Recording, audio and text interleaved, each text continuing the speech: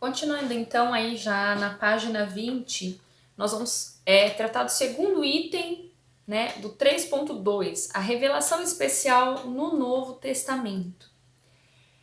Encontramos no Novo Testamento os mesmos meios de revelação presentes no Antigo.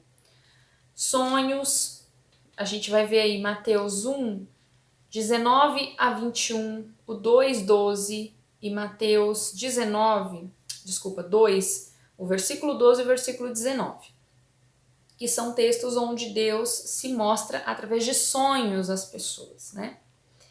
Mateus 1 aí é muito conhecido, é quando o Senhor fala com José. José quer ir embora, porque fica sabendo que Maria está grávida, e ele decide ir embora, a culpa recai sobre ele, né? Dessa gravidez. Então Deus manda anjo e fala assim, não, pode ficar tranquilo que Maria é uma pessoa honesta. Essa criança que ela está esperando é especial. Essa obra na vida dela é do Espírito Santo. Essa criança é especial. E depois a gente tem também milagres, tanto de Jesus quanto dos apóstolos. A gente, por exemplo, tem em Lucas 7, 18 e 22, um dos milagres que Cristo realizou, mas também que os apóstolos realizaram em Atos, capítulo 3, do versículo 1 ao versículo 8. No Novo Testamento, a gente também tem Deus se revelando através de visões. Atos, capítulo 10, do versículo 10 até o versículo 17. Nós também temos a manifestação de anjos se comunicando com os seres humanos. A gente tem Atos 10 ainda, né?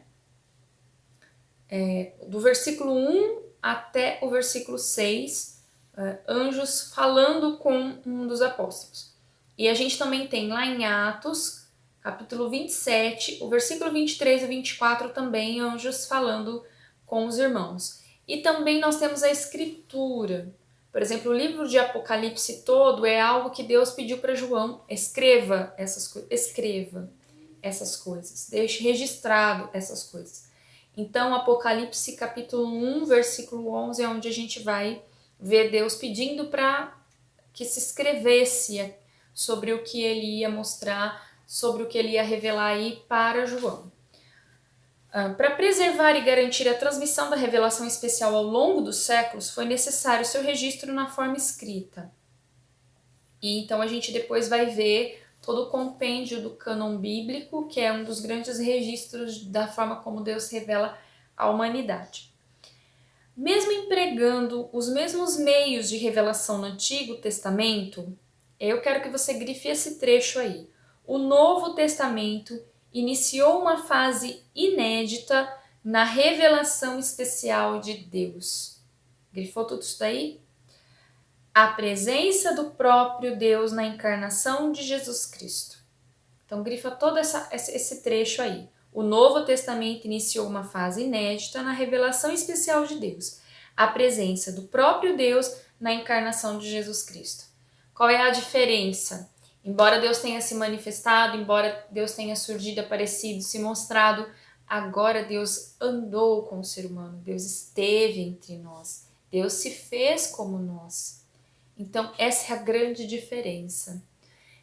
E isso tornou totalmente estreito, trouxe de volta aquela condição que o homem tinha antes do pecado no Éden.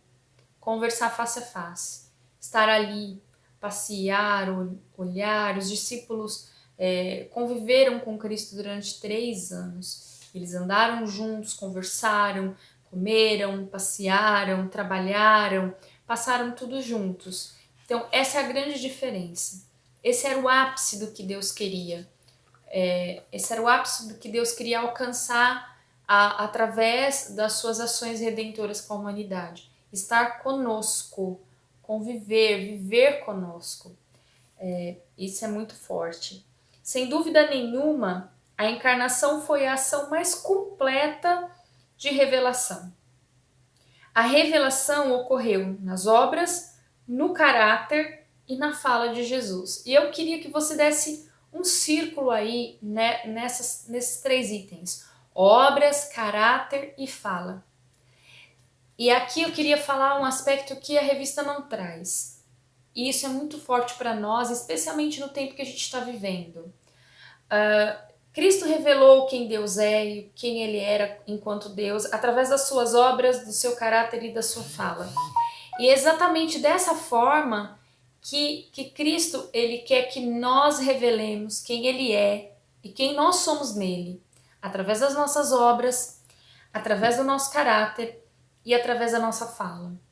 Não tem como a igreja pregar, estabelecer o evangelho e anunciar e cumprir o seu ID, sua missão, sua vocação nessa terra, se a igreja não estiver disposta a revelar Cristo através das obras, do caráter e da fala. Por isso, quando a gente ora, a gente precisa pedir o alinhamento da nossa postura, o alinhamento da nossa conduta àquilo que o céu é, à conduta de Cristo. Nós precisamos ter Ele como padrão, irmãos, para a gente poder andar sobre essa terra e realmente testemunhar quem Deus é. Qual é a grande comissão que foi dada a nós? E de fazer discípulos. Da mesma forma que Jesus empregou naqueles homens o seu caráter, a sua forma de agir, de pensar, seus valores, é a mesma coisa que precisa acontecer conosco. E aí eu quero chamar bastante a sua atenção. Comece a analisar a tua experiência com Deus. Você tem experiência de discípulo ou você tem experiência de multidão? Porque a multidão, irmãos, o problema dispersa. A mesma multidão que comeu os pães, os peixes multiplicados, que bebeu do vinho a mesma multidão que viu tudo que viu, ela gritou lá para Cristo ser trocado por Barrabás. Então a gente tem que tomar muito cuidado com isso. Qual é a nossa experiência? Você tem experiência de discípulo ou você tem experiência de multidão? Os discípulos erraram, nós vamos errar. Mas o discípulo, ele sabe quem Cristo é. O discípulo, ele sabe qual é a voz que ele deve seguir. Cristo, ele conversou sobre isso com os seus discípulos. Vocês dizem que eu sou quem? E Pedro disse, tu és o Cristo, filho do Deus vivo. O discípulo, ele sabe quem Cristo é. O discípulo, ele tem a experiência para saber quem Deus é. Pedro teve toda essa revelação, mas ele vacilou.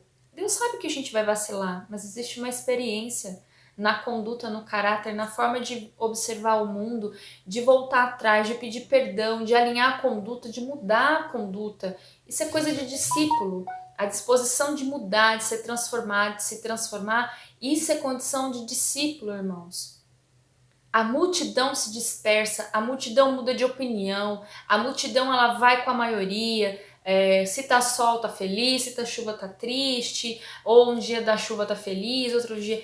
A multidão reclama, a multidão nunca tá satisfeita, mas quando a gente tem experiência de discípulo e a gente tem o conhecimento de quem Cristo é, porque conhecemos suas obras, porque sabemos quando Ele fala, sabemos a natureza do seu caráter, a nossa experiência espiritual é completamente diferente.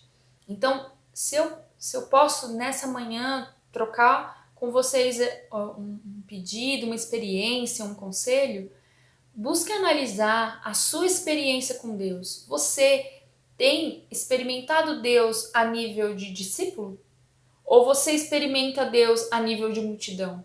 Isso eu estou falando para quem convive numa igreja, para quem comunga dentro de uma comunidade, seja evangélica ou de outras religiões. Onde você está? Deus é um só, Ele fala em todos os lugares. Nós nem vamos questionar isso. Eu creio que não existe uma religião que comporte Deus. Deus está naquela religião, Deus está naquela igreja. Não se comporta porque Deus não está onde o homem quer que ele esteja. Deus é Deus. Mas eu pergunto, a nossa experiência é de multidão? Porque a multidão via, a multidão ouvia, a multidão conhecia, mas a multidão não experimentou o que o discípulo experimentou. E o que a igreja recebeu de grande comissão é ter uma experiência a nível de discípulo, porque é discípulo que forma discípulos. E ele disse, ide por todo mundo e pregar o evangelho a toda criatura. Quem crer e for batizado será salvo, quem não crer está condenado. Fazer discípulo precisa que você tenha a experiência de discípulo. que você não tenha a experiência no nível de multidão. Você pode estar na igreja, comungar na igreja, ser ativo na igreja e ter experiência de multidão. Porque tem gente que foi acompanhando Cristo durante um tempão. Existiam vários discípulos. Mas e a experiência de discípulo? A experiência de saber quem Cristo é, reconhecê-lo pela sua obra, pelo seu caráter e pela sua fala. A ponto das pessoas olharem para nós e falar, eu vejo Cristo em você. Quando eu penso assim, é uma referência de conduta, você é essa pessoa. Você se apresenta como essa pessoa. Ainda que você tenha falhas, porque os discípulos tiveram falhas. Mas a sua experiência e o seu testemunho era muito maior do que essas situações ocasionais, né? Então, é uma coisa para a gente pensar e eu quero que você analise isso hoje. Continuando lá na página 20. Nele, em Cristo, Deus de fato vivia entre os homens, exibindo seus atributos. Isso Paulo fala para os coríntios, em 2 Coríntios 5,19. Ele foi a revelação mais completa de Deus, porque ele era Deus. E aí a gente tem os nossos versículos bases. João, capítulo 1, versículo 1. O verbo era Deus, o verbo estava com Deus. João 14, 9. E a primeira carta, 1 João 1:1, também fala sobre isso. Cristo é a mais completa revelação de Deus porque ele é Deus. O escritor da Epístola aos Hebreus faz um contraste entre o comunicar de Deus por intermédio do Filho com as formas anteriores de revelação. Lá em Hebreus capítulo 1, versículo 1 ao 2, que é o nosso texto base dessa lição. Hebreus 1, de 1 a 3. Então, o 1 e o 2, o autor de Hebreus faz essa comparação daquela revelação, por isso que eu falei para vocês quando a gente estava falando do Antigo Testamento, que a gente ia falar um pouquinho mais agora. Existe uma diferença entre a experiência com Deus que alguém que vivia nesse período antes de Cristo tinha para quem viveu agora depois de Cristo, com a inauguração da igreja, com a inauguração, o advento da Era da Graça. A experiência que a gente tem na graça, nesse tempo de graça, é diferente de quem estava debaixo da lei por conta disso, porque o ser humano teve a impressão profunda da pessoa de Deus, porque ele viveu entre nós como pessoa e ele ainda está vivo. Nós lidamos diretamente com Deus, nós sabemos que o mesmo Cristo a quem nós nos reportamos em oração e adoração, ele está vivo, ele é. E essa experiência muda tudo, porque a gente tem uma outra perspectiva. Nós sabemos que Deus cumpre as suas palavras, nós sabemos que Deus cumpre a sua promessa e que ele está aliançado com a raça humana para salvá-la, para redimi-la, para transformá-la, para fazer com que a nossa sorte mude. Isso é muito importante. Ressaltando que a revelação, página 21, que a revelação e encarnação ele é superior àquilo que nós tínhamos de revelação de Deus, a fala de Deus no Antigo Testamento, agora o que temos é superior àquilo, porque é uma experiência de nível humano com o divino. Não sei se isso ficou muito claro, mas tenta raciocinar sobre isso. Uma experiência humana, de forma humana, de nível humano, a forma como nós nos relacionamos pessoa a pessoa, agora nós temos com o Senhor.